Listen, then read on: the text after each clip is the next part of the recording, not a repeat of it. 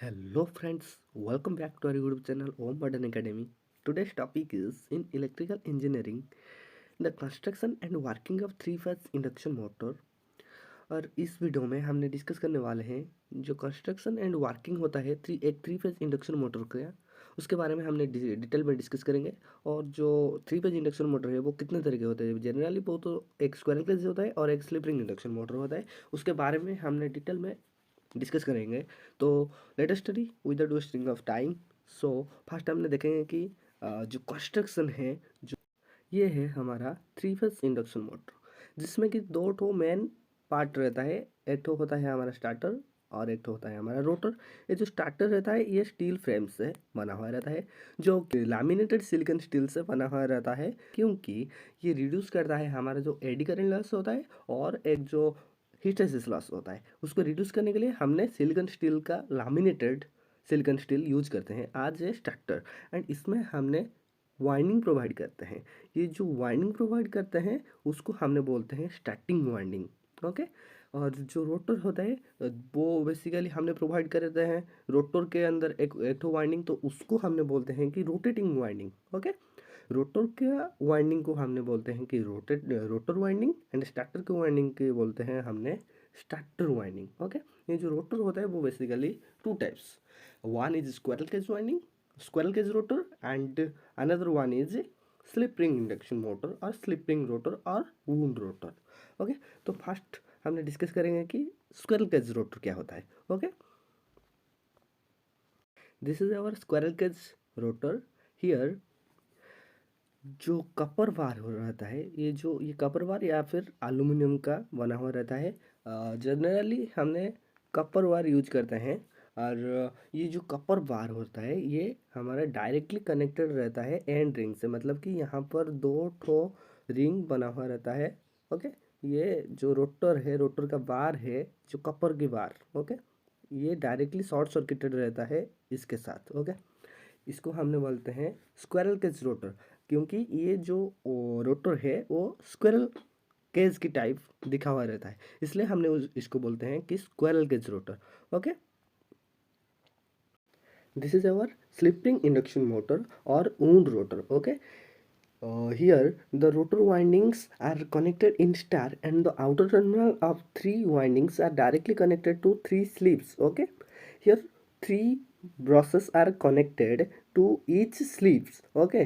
This is our brushes, and here rheostats, three rheostats are connected in star and the other terminal of the three rheostats are directly connected to the each process। Okay.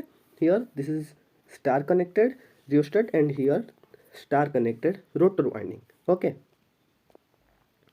Let us study its working.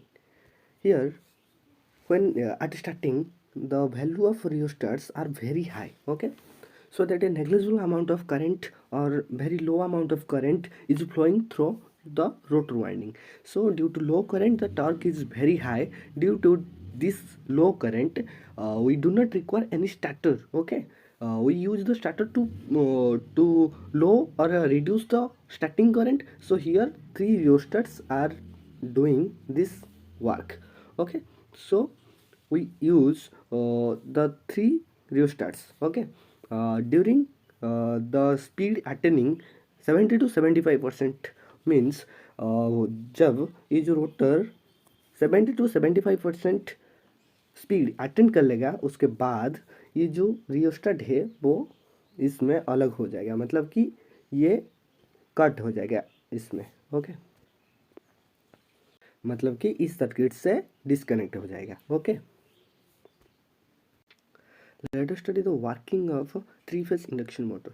Here, one is starter and another one is rotor. Okay, as you know previously, whenever we provide three-phase supply to the starter, a rotating magnetic field is developed.